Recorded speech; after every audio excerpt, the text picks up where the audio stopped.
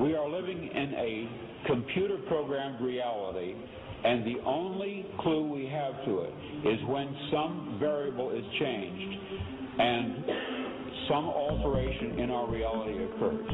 We would have the overwhelming impression that we were reliving the present, déjà vu, perhaps in precisely the same way, hearing the same words, saying the same words. I submit that these impressions are valid and significant, and I will even say this: such an impression is a clue that at some past time point a variable was changed, reprogrammed as it were, and that because of this an alternative world branched off.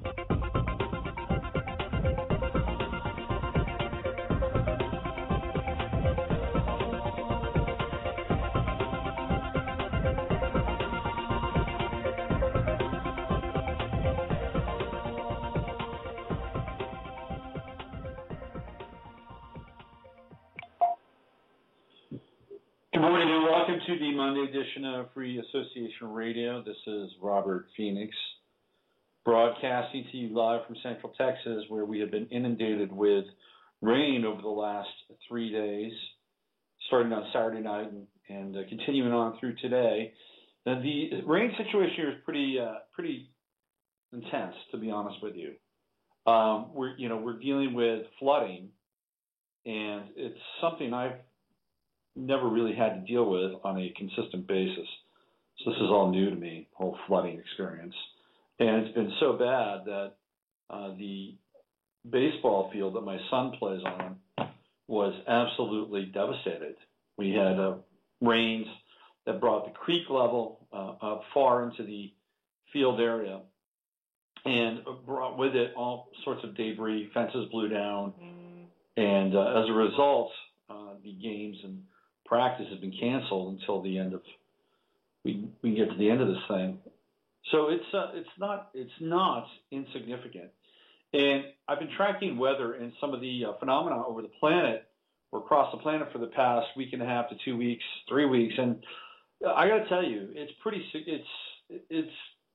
noteworthy, because if you look at what happened in Greece and Pakistan just over the course of the last 48 hours, there was actually a 7.1 earthquake in Pakistan. There was a 6.4 earthquake on Crete. And over the last 3 weeks, there's been at least 6 to 7 earthquakes that have been 6.0 and higher. Now, it would be nice if you could read about this through NASA or through the USGS, or you can still get it a little bit through the USGS, but it's really kind of a bare bones operation at this point. But you can't because of the shutdown. So what the shutdown is doing is invariably choking off information that is available to us through government sites.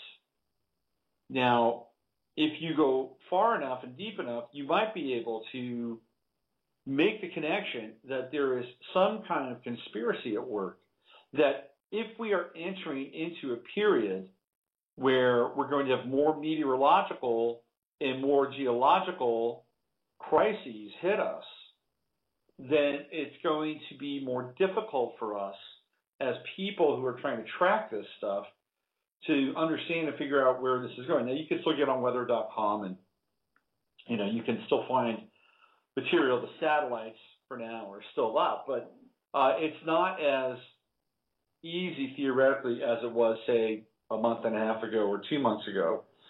Now, we also had a major cyclone, almost the size of India itself, slam into India. Now, by the way, the name of that cyclone was Phelan, Phallin, and Phelan is the toxic poison that is in the toadstool mushroom cap, right? So Phelan was named after a toxic fungus, a poisonous fungus. Interesting name for a storm, I think. So that hit India. Now, if you go, now that came in through I believe the west coast of India. If you go around the other side, if you go around the Indian Peninsula and then go around the Indian subcontinent, you come up to China, there was a major typhoon that hit China at the same time. And then here in Texas, we have a storm that is brewing in Baja called Octave, Octave, Octave. And that is what has been bringing this intense moisture and heavy-duty rain up into Texas. So we have a grid of meteorological events that are taking place. They're pretty significant. There's also been some flooding in Pennsylvania. Now, what's interesting about all of this is that it's taking place in perhaps the most dormant hurricane season than we've seen in close to 35 years. So they have all these names set up for all these hurricanes, but they really haven't hit yet, because normally we'd be in hurricane season. However, we are getting some heavy-duty residual moisture, perhaps as a result of the hurricanes not forming and situating in the Gulf and off the coast of the Atlantic like they normally do right around this time of year. But there are things happening certainly around the planet. And the earthquake piece is troubling because of the intensity and the rapidity of the earthquakes now taking place. In September, on I believe it was the 15th of September, Yellowstone, which is closed off, by the way, it's a government park, Yellowstone had a 3.5 earthquake, which is the biggest that it's had over the course of the whole year. Now, Yellowstone is always experiencing very, very small earthquakes, but they experience them sometimes in what's called swarms. And the swarms will be a series of massive, very tiny earthquakes all coming together and having kind of one sort of wave of shaking the earth and earth impact. And in recorded history, they have found that there is at least a few occasions where they've had double swarms, which means a swarm would hit, and then it would stop, and then right after that another swarm of earthquakes would hit. They've had double swarms. But on September 22nd, which was the equinox, Yellowstone experienced 3 swarms, a triple swarm, never recorded in the history of Yellowstone. Never. So now we've got activity that's showing up there that has never shown up before. We have a number of quakes at a very high level, 6.0 and above, showing up all around the planet. And we have huge amounts of water that are being moved around. That maybe they're not hurricanes, but certainly the cyclone and the typhoon and the storm Octave, which has brought immense amounts of water to central Texas, are impacting our lives. And I feel like that this is going to get more and more drastic. I feel like we are just beginning to kind of ride up to a peak, which will compress in November. Because in November, let's just go over it again. In November, we have a hybrid eclipse. And that hybrid eclipse starts in the Atlantic. It starts off the coast of Florida, and it covers almost all of Africa. And that's important to note, because whenever an eclipse hits a certain part of the Earth, there generally tends to be some kind of geological or geopolitical activity that takes place as a result of that eclipse. So we're going to keep our eye on Africa in the first week of November because that eclipse takes place on November 3rd. We're also entering into Mercury retrograde. I can't believe how much the shadow of Mercury retrograde has been cast already. I've been dealing with Mercury retrograde issues for the past week. So this is going to be a very interesting time as it relates to Mercury retrograde for a number of reasons. Because one of the things that Scorpio rules is money. It rules other people's money. It rules debt collection. That's what it rules. Taurus is hard assets, money, gold, silver. But you have Saturn and Scorpio on the flip side of that. And there's compression, there's gravity, there's pressure. And what we're going to be seeing here is pressure around debt. Pressure around debt. So that's taking place via Saturn and Scorpio. And we also, in terms of just other aspects and how they relate to what we're going through planetarily, I've been thinking about this, and the water part, or the water piece, to me, water is emotion. And there is a huge amount of emotion right now on the planet that's pent up, that people are not being able to express. The most easily expressed, readily expressible emotion is anger, if you can get to anger. And most people are kind of humming at a pitch, at just a pitch just slightly above anger. Frustrated, annoyed, aggravated. These are all kind of minor chords of anger. And we're all dealing with it because that's what's in the system. That's what's being circulated. And the shutdown, that doesn't help. The shutdown actually exacerbates the frustration. It exacerbates the annoyance. It exacerbates the resentment. You know, people on the left feel it. People on the right feel it. Everybody's feeling it. Everybody's getting pinched. There's good guys on the left. They're the ones that just, want to do right for the country, get things done. Lighten up. Come on, you guys. You Republicans, you Tea Partiers, you nasty old white people, you're the ones that are holding it up. If we just got you out of the way, everything would be A-okay. We wouldn't have to worry about you anymore. We wouldn't have to worry about, your special interests because you're all racist anyway. So let's just eliminate you and let's move on with the entire thing. You know what it feels like to me, and I can understand this because I'm going through this. It feels like a divorce. It feels like that's what's taking place. That there is no ability to have reconciliation at this point in time. This is where the supposed two sides are. Now, if you go up to the top of the pyramid, John Boehner and Barack Obama are, they're having martinis at night. All these people at a high level on the left and the right, the Lindsey Grahams, the John McCains, they're firing up cigars with the Harry Reids, the Dianne Feinsteins, and they're laughing. They're just laughing at you and I. That's all they're doing. Why? Because they're always going to be protected. They're always going to be protected. They will have the Secret Service. They will have the State Department. They will have everything they need. Well, you and I are on Obamacare and scuffling to get good care, and having to deal not only with getting good care, by the way, but having our care monitored. Having our care monitored, because ultimately that's what Obamacare will do. You'll be forced to come in and take psychological batteries. I have no doubt about this. No doubt. I mean, think about this. If you are a company like Pfizer or Merck or any of those other massive pharmaceutical companies, let's just say, for the sake of, clarity, and for the sake of numbers, let's just say that 15 to 20% of the entire U.S. population is on some form of medication. Maybe more. Maybe it's 30. Maybe it's 35. Maybe it's half. Whether it's heart medication, whether it's medication to stop your restless leg, whether it's medication to deal with your acne. I mean, who knows, whatever this stuff, whatever it is. Maybe it's, mood control, mind control medication.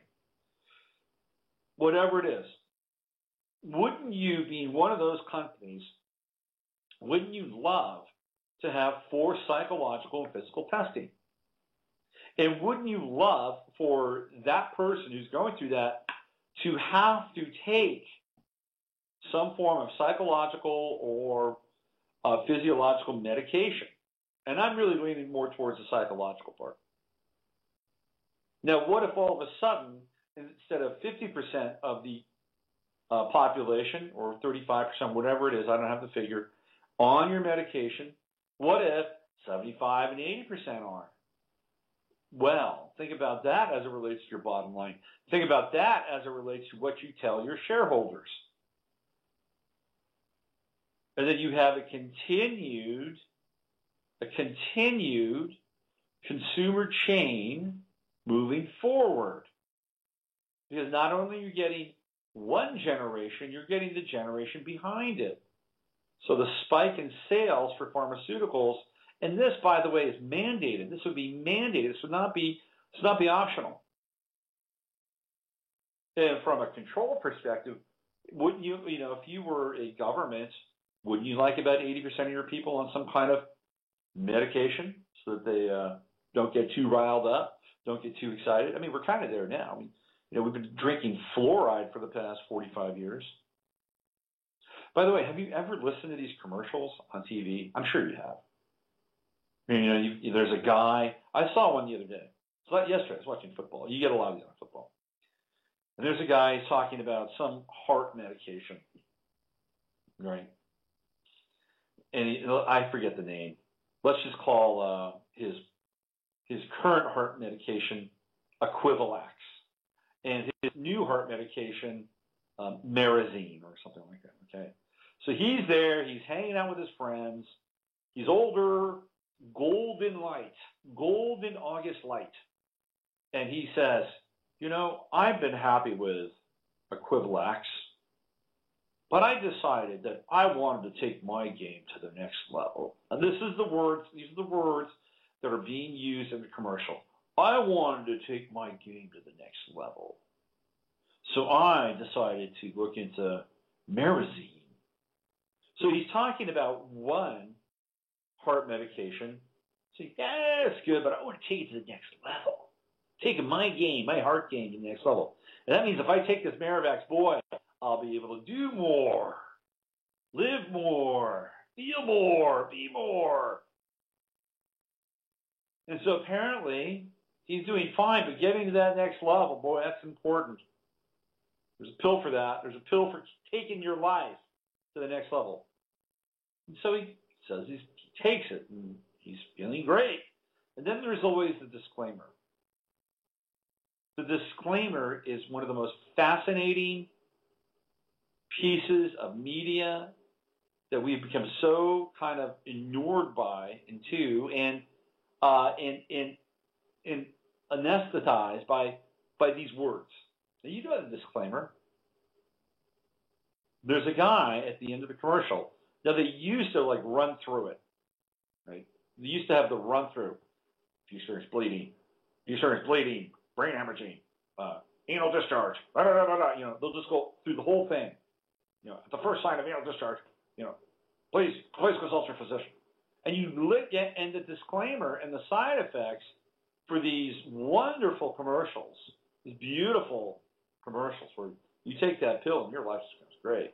The disclaimers are a nightmare.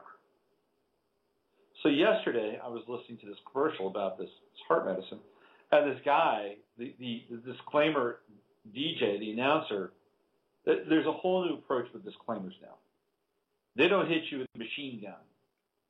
They hit you with the very calm, very placid, matter-of-fact voice. Something like, at the first sign, taking Marazine may inhibit your brain's ability to hold blood. At the first sign of blood discharging from any orifice in your face, please consult a physician. The discharge of blood could be fatal, and if not fatal, it could be seriously damaging to both your brain and your body. Marazine also has been shown to lead to the jump of nip toenails and fingernails off each hand and finger at the first sign of any toenail or fingernail falling off an extremity. Please consult your physician. Now, the guy who's saying this guy has an amazing job, right? Because he's the guy that has to sell this. And he's reading this laundry list of horror effects, which it sounds like, something that people would go through during a mutation, like a radiation mutation. And I could just hear the director, guiding this guy. Excuse me, John. Yeah, can you read that over again with a little more compassion, a little more hope? Yeah, that's right. We really don't want people to feel alarmed that blood could be discharged through their ears or through their nostrils or their eyes. Let's hear that. Let's hear that one more time. Imagine that you're sharing this with, or imagine that you're a priest, okay, and you're sharing this with your flock. It's that kind of gentle persuasion we need here, John. Okay, let's try that again. And then you're that guy. You're that guy that's selling this drug and selling the side effects because you have a nice voice and because you can make people feel calm about the fact that whatever they're taking is going to be far worse than what they're actually experiencing in their life. But don't worry about it because the upside is greater than the downside. Yeah, sure, there's risk. You may actually mutate and die. But the real reward is, well, you get to live your life like it's this commercial. And that's where we are. That is where we are. We're in this place where we're selling illusions. We're selling lies. And we're selling them with the utmost sincerity. This is really the definition of psychopathology. And Obamacare, I don't care, look, it may start off as being a benign exercise once everything is kind of worked out, but I'm telling you, once the government gets into your health care and how healthy you are and how healthy you aren't, trust me, there are going to be people that are going to be monitoring all of this information. And they've got supercomputers that are running algorithms, that are running programs. They'll tell you, they'll tell them, what your risk is based on all your life factors. They'll even plug in a due date, an expiration date.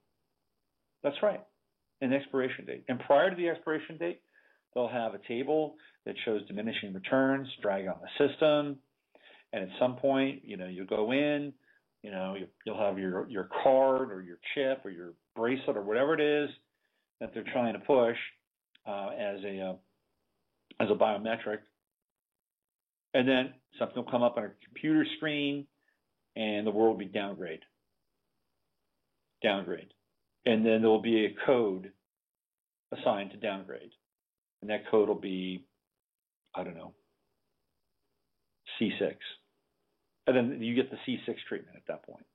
And there'll be a whole list of protocols for that kind of downgrade. And you won't get anything above and beyond that protocol. And because if you do, the person that treats you will likely lose their license or their job. There are people in the medical profession that have been leaving the medical profession and trying to figure out something else to do, or they've been going to other countries to practice medical care because what's coming is the end of their profession as well. Maybe that's not a bad thing. I don't know. I feel sorry for some doctors who actually got into medicine because they wanted to heal and help people. Unfortunately, most people who got into medicine realized that it was a pretty lucrative gig. You can make a lot of money being a doctor, a lot of money. And that's really kind of the worst sort of trade-off, don't you think? Here you are, you're in charge of helping people, healing them, perhaps even saving their lives.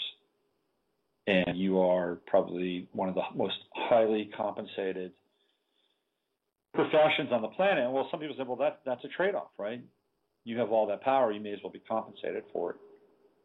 But really, these are just universal values and universal care and universal touch points that we have. It's just life, living, healing. The problem is we got into the allopathic medical trap. And have you seen the sophisticated medical technology that's out there now? I mean, there's millions of dollars that are spent on these new machines. And really, all that needs to take place is, deep preventative naturopathic care for people. That's all. Diet, exercise, limiting the amount of toxins in the environment. Very important stuff. Non-genetically modified foods. It's not that difficult. It's not that hard. Sure, there are things that are going to crop up. There's genetic diseases that are transmitted through the DNA that happens. I'm not saying that these things won't stop happening, but we've turned healthcare into this weird hybrid of science and religion and Goldman Sachs, high money, and ultimately it's due for a fall, and I think that fall's coming. And it relates in a lot of ways to the shutdown. The shutdown, and we're going to talk about this in the second half of the show, is dangerous. It's dangerous on a lot of levels. I'm going to read you some news when we come back from the break, and this is from the leader of the IMF, the International Monetary Fund. This is Christine Lagarde, and she is running the show now. And there will be a domino effect across the planet if we default, and we are mere 3 days away from defaulting. This is the 17th of October. This is when we're supposed to raise the debt ceiling limit. We're supposed to have, all this money again that we borrow to pay our creditors and set the markets at ease for another 365 days. Now, the problem is that we may not do that. And on the backside of the break, I'm going to share why I think that's the case. So why don't we do this? Let me play some Susan Dehim. I had her on the show on Friday, and I was dealing with deep Mercury retrograde issues with the system here and probably abroad. So let me find something here by Susan. Let's see, what do we got?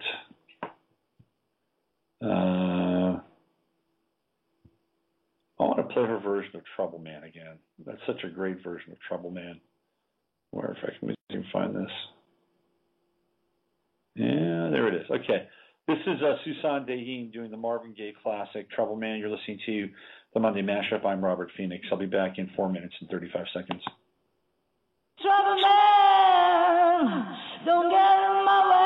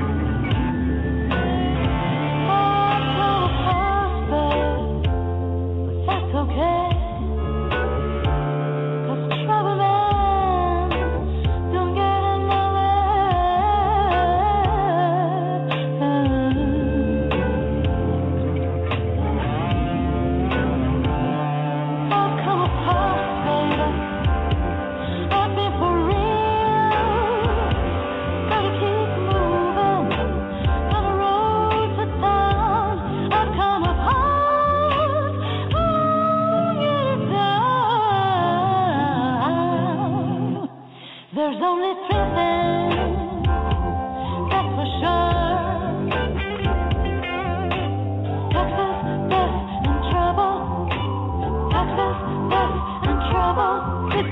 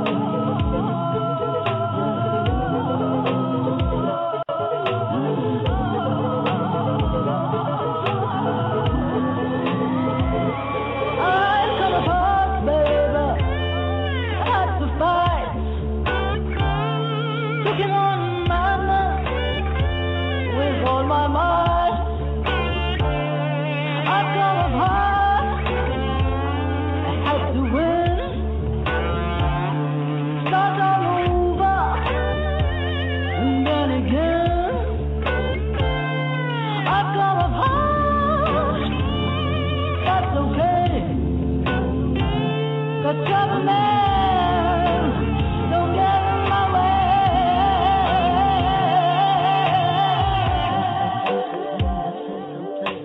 Never had to shall not give my direction. People say that's okay, they don't bother me.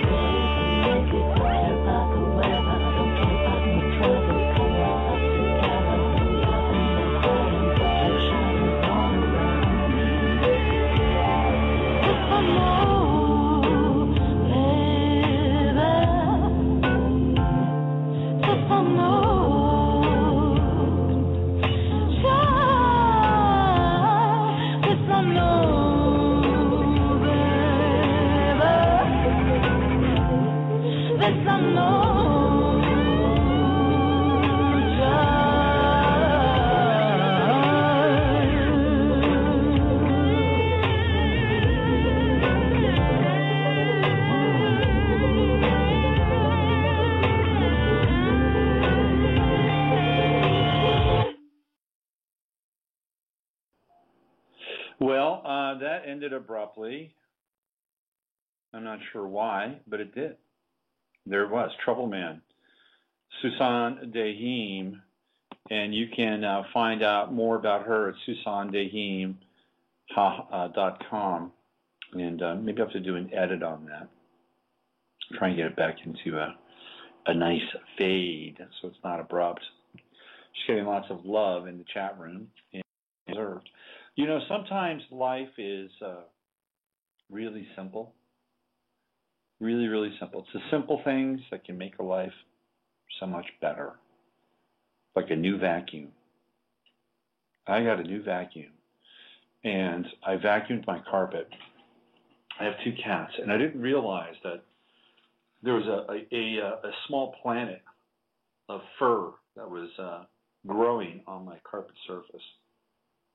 The cats have been terraforming my apartment, and I wasn't even aware of that. But this new vacuum just completely took away all the cat hair and everything else, and it's given me a sense of order in my life, a wonderful sense of order. I feel like I could do a spot for Hoover right now. You know, the Hoover J16 really took care of my cat hair, and now I can do my radio show without the chaos of cat hair. Anyway, it's a simple thing sometimes, like just a regular vacuum. It was an expensive vacuum. It was on sale, and it's doing its thing.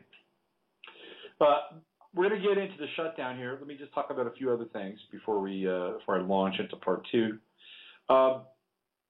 Michael Tellinger will be on the show on Friday, and we'll be talking about Ubuntu, which is his interesting social economic theory, which could provide us with a model that would be contribution-based. So we'll talk about that with Michael. And I'm also going to have Charles Eisenstein on the show. Charles Eisenstein, the author of Sacred Economics. They will not be together. They'll be doing separate segments. But, you know, as the government shuts down and things start to go south here, we're going to have to find alternate ways of making things work. You know, we're going to have to look at microeconomies. We're going to have to look at microcurrencies. You know, we're going to have to get very creative if the dominant paradigm just all of a sudden decides that it wants to reset on us. So listen in on Friday's show.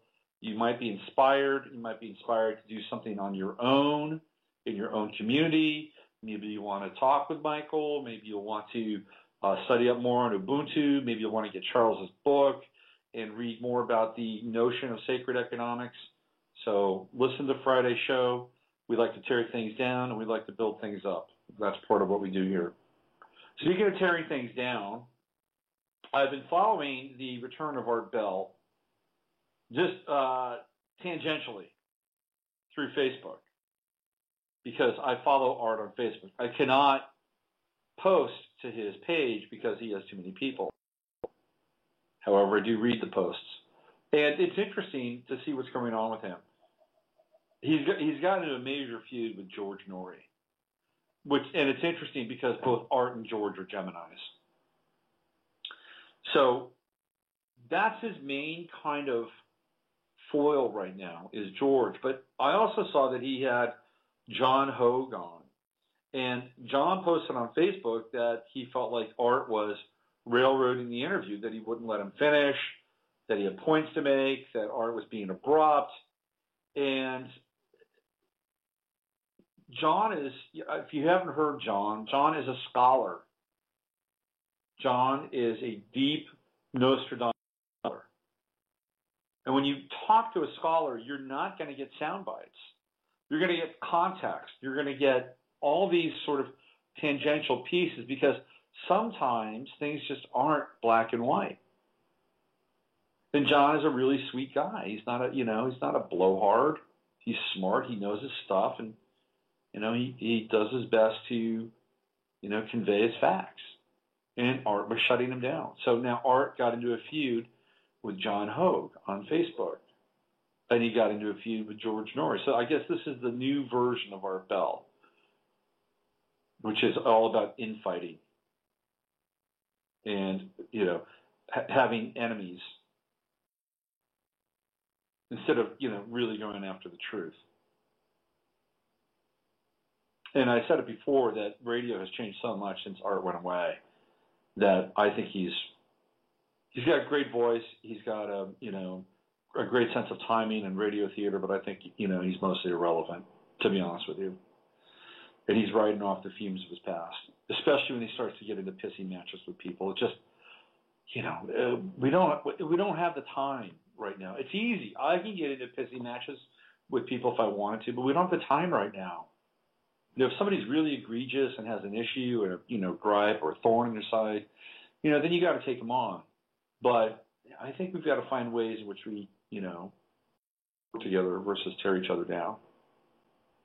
And of course, I'm sure I'll be tested on that within the next 30 minutes. So, because that's how the world works, or the universe works.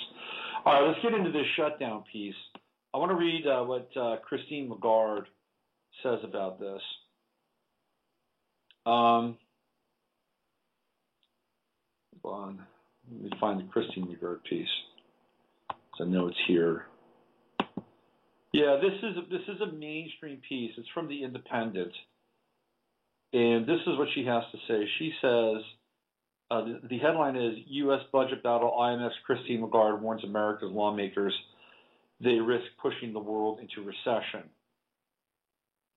Okay, now this could be a controlled demolition, and a controlled demolition for the entire globe, and not just the United States.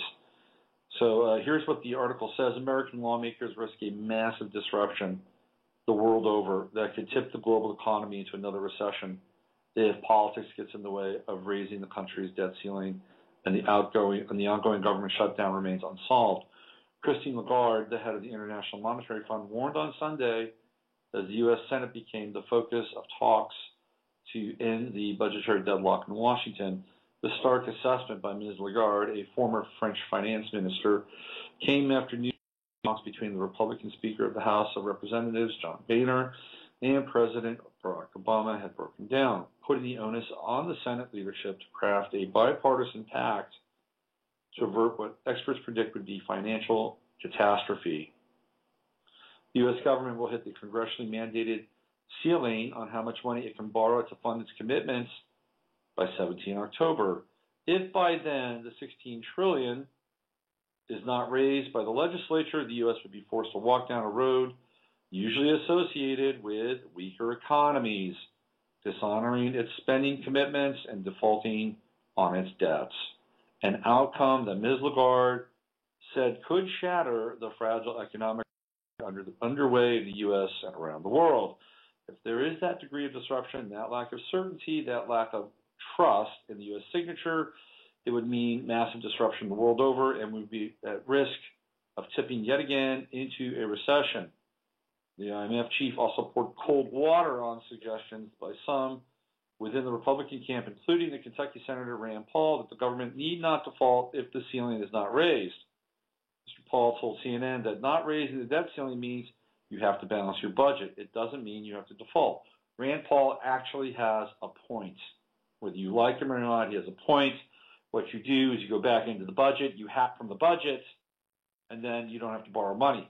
But the whole system is designed on borrowing money. Borrowing money, more debt, borrowing money, more debt, borrowing money, more debt, so that the Rothschilds and their cronies can own every fucking thing on this planet. Then if you don't do something different, well, if you do something different, it's considered risky or not politically advantageous or not within the bounds of the system. So here's what Ms. Lagarde has to say.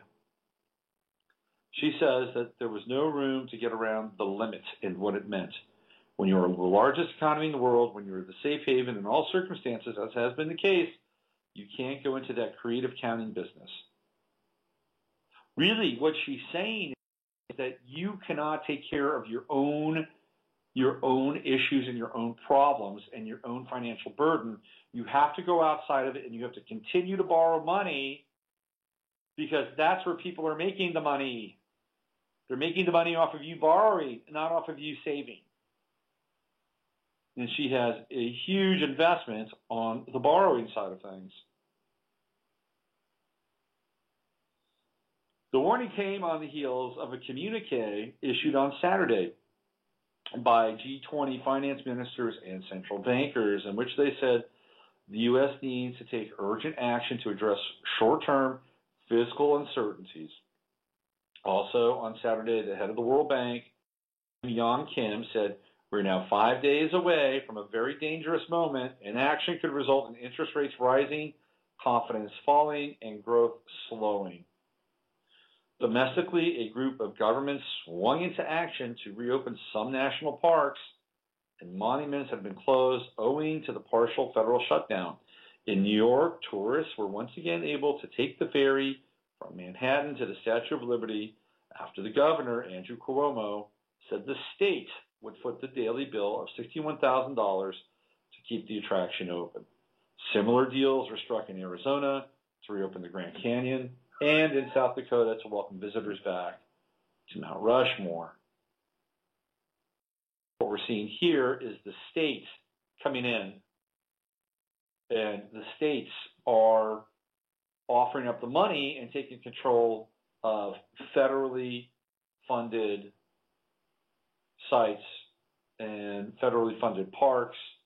So now we have the specter of the states kind of looming in the background. The states need those things because they get money off those things, right? It's tourism. And people want to go see the Statue of Liberty. People want to go see the Grand Canyon. People want to go see Mount Rushmore. And if they're closed, then they don't go to those areas, and they don't stay at the hotels. Then they don't buy, coffee at Denny's or breakfast at Denny's or whatever down the road. So when there's money involved, the states will step in because they need that money. Those things are investments for them. But we're in a tricky place. We're in a very tricky place. So what happens? What happens if we shut down? What happens if we shut down? What happens if we shut down permanently? What happens on October 17th and beyond? We're in unknown territory. We've never been here before. And what does that say? What does that say? That in the history of this country, we have never gotten to this point. Well, it says to me that they probably wanted to get to this point. That's what it says. That we are staring down a serious crisis. And one of the things that happens when you can't pay for your goods and services, theoretically, is that you have to sell stuff, right? This is what people sell stuff on eBay. They can't afford something. They have to sell things on eBay. They have to sell their baseball card collection or whatever it is. Well, this is what Italy is doing.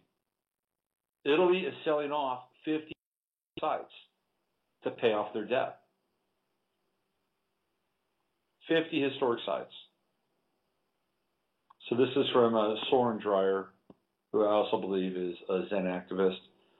Says the Italian government is to sell scores of historic properties to help tackle its huge budget deficit. A haunted fortress, a cardinal's palace, and an island in the Venetian lagoon are among 50 sites for sale. The move recalls 2012 when Greece was forced to sell off some of its beautiful islands to foreign buyers to chip away at its enormous debts. The Italian government hopes that the nation's treasures will be bought by private businesses and converted into hotels, restaurants, and museums, bringing much needed employment and international investment. Minister for the Economy, Fabrizio Saccomanni, aims to make $425 million from the sell-off. That's lira, 425 million lira. It was approved, is it pounds? That's pounds. Sorry, it's 425 million pounds for the sell. It was approved as part of an emergency decree aimed at keeping Italy's 2013 budget deficit within the 3% to avoid corrective action by Brussels. Brussels. Meanwhile, Prime Minister Enrico Letta is planning a further pound billion of austerity measures. The Italian property expert Rupert Fawcett said the scheme made logical business sense. The idea was first mooted last year by Mario Tecnocrati, who took over as Prime Minister in December 2011 when Silvio Berlusconi took public debt to unsustainable levels. The Kill Public Debt plan originally listed 350 properties, but officials now deem that some assets, such as military air bases, are poorly suited for the commercial market. You think? The properties are to be marketed through state-run fund to advance the money to the Treasury, selling off the assets as buyers are found. The Italian newspaper Corriere della Sera reported the properties include Orsini Castle, which sits above its feudal village near Viterbo, about 60 miles from Rome. The medieval fort was built for Pope Nicholas III in the 1270s and has a Euro $15 million price tag. To be haunted, it was used as a prison from the mid-19th century to 1989 and has since been an art gallery. In Venice, the properties on offer include the island of San Giacomo and Palude, northeast of Murano. The island was inhabited by monks and friars in the 11th century before it became a military base in the 1800s. It says it was abandoned in 1961 and has fallen into ruin, but could appeal to international investors as a luxury resort. Other national treasures to go under the hammer include the 18th century palace of Via Mirabello. The fresco Via, set in parkland near Monza, close to Milan, was built in the 18th century by Cardinal Durini, the Inquisitor of Malta. Property expert Rupert Fawcett of Knight Frank, Italy, said the scheme made logical business sense.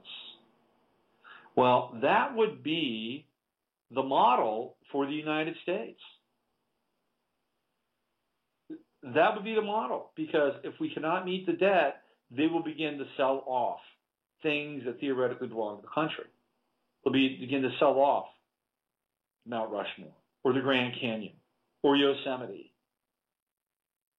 or Hoover Dam. It's a national monument. They could easily sell that to the Chinese. The Chinese could run Hoover Dam. Chinese would love that. You think I'm crazy? I mean, this is where this is all headed. This will be about the partitioning of assets in the United States if this thing is not met, if we can't figure out a way around it. Now, it could all just be yet another scare tactic, and they get together at the 11th hour, and they sit behind closed doors, and they pop the champagne, and they sign the agreements, and for another 365 days, they flip the middle finger to the rest of us and laugh. But if that's not the case, and I think there's a distinct possibility that it won't be, that we're going to be dealing with a scenario just like what Italy is doing right now, and possibly even worse. Because at the end of the day, who are the real assets, or what are the real assets in history? I'll tell you who they are. They're me and they're you. There is a price tag affixed to each and every one of us, and we are used as part of that price tag to offset the debt. And now we're getting into the corporate city of London, and we're getting into some very deep territory as it relates to charters, the Dutch East India Trading Company, all that stuff. And we are really just assets. That's all we are. We're numbers. We're assets. So when the dust settles and the collectors come to collect, will they be collecting? They'll be collecting the land. They're collecting the historical national monuments. If we don't sell them, they'll just come get them. And then there's us. Us. Human capital. And that's where it gets very, very tricky. So are we on the road to ruin? Are we on the road to reset? If we're on the road to reset, what does it mean? That everything goes into the shitter, that everybody defaults on the dollar, that all of a sudden there is a major financial crisis, a global crisis? Are we setting ourselves up for somebody to come in with a plan that's already been cooked up to save everybody and everything? Does it lead to a one world global? Is that where all this is headed? You know, we're only like 4 days away, and we're in the shadow of Mercury retrograde right now. And things are going to get very intense. Very intense. So what is my advice? Well, look, there's not much you can do at this point. There's not much you or I can do on an overt level to change this train, which is out of control, and nobody at the engine. Nobody. The conductor has left the engine. He might be in the caboose. I don't know where he is. He's not in the engine. It's a runaway train. If you can, jump off. If you're smart, you would have 5 exits ago or 10 exits ago. You'd be somewhere else. So we can't really change this. I mean, get in our trucks so we could, drive to Washington where they'll shut the roads down because interstate highways are federal, right? Think about that. They can shut highways down. They belong to the federal government. So we could do things like that. We could protest. We could do nothing. Maybe doing nothing would be better. I've talked about this before. You can just stay at home and do nothing. Stay at home and do nothing for 30 days. Say, hey, you're shutting down. We're shutting down. Screw you. We'll come back when you're back. That would really be the thing to do. Just shut down. You do that and sort of levels the playing field a little bit, doesn't it? But we're not going to get 300 million people staying home. That's really what it would take, about 300 million people. Just stay home. Maybe you stay home for 2 weeks. Like, screw you. You're shutting down, we're shutting down. I don't think it can happen. I don't think you can get 300 million people to stay home for 2 weeks. Not unless you had football every day for 2 weeks. In which case, you might be able to get 50 million people to stay home. So if you can't change it, if we can't change it right now, then what are you going to do? Well, I would say, again, just to err on the side of caution, make sure your car has plenty of gas. Make sure you have at least 30 days of food and water. 30 days of food and water. Now, the problem is that we're going to start to get into October, November, and it's going to get colder. And it can get tricky when it gets cold. If we start to get into places where the municipalities and the local, power companies are somehow drawn into this, and we're going to be seeing that, by the way, anyway, where they just shut down the grid for, 3 days or whatever crazy thing they're planning next. And then we're in some serious places because people need heat, people need electricity. It's very important. So if this continues to linger into late October and then early to mid-November, then it gets really tricky. Because even if you have 30 days worth of food and water, if you're not warm, there can be real trouble. And we haven't even talked about Comet Ison, which is coming. And it's coming right around the same time that they're going to turn the lights off. Now, is that a coincidence? I wonder. All right, so I think we've reached the end of today's uplifting dialogue or monologue and sermon from yours truly. I'll be back on Wednesday, and we'll get into astrology. We'll get into Mercury retrograde some more, and we'll talk about some other aspects. Saturn, of course, continues to plod forward in the sign of Scorpio. Maybe we'll get into a little Chiron and Pisces as it relates to water and what's happening around the world.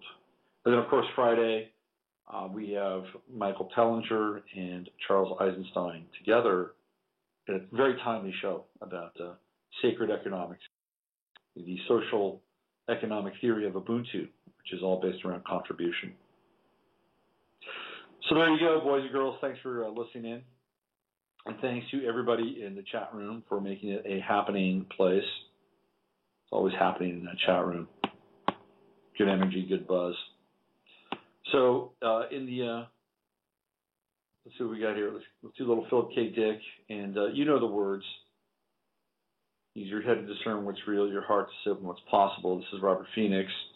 You've been listening to the Monday Mashup on Columbus Day. I'll see you all on Wednesday. We are living in a computer-programmed reality, and the only clue we have to it is when some variable is changed and some alteration in our reality occurs. We would have the overwhelming impression that we were reliving the present, déjà vu, perhaps in precisely the same way, hearing the same words, saying the same words. I submit that these impressions are valid and significant, and I will even say this: such an impression is a clue that at some past time point a variable was changed, reprogrammed as it were, and that because of this an alternative world branched off.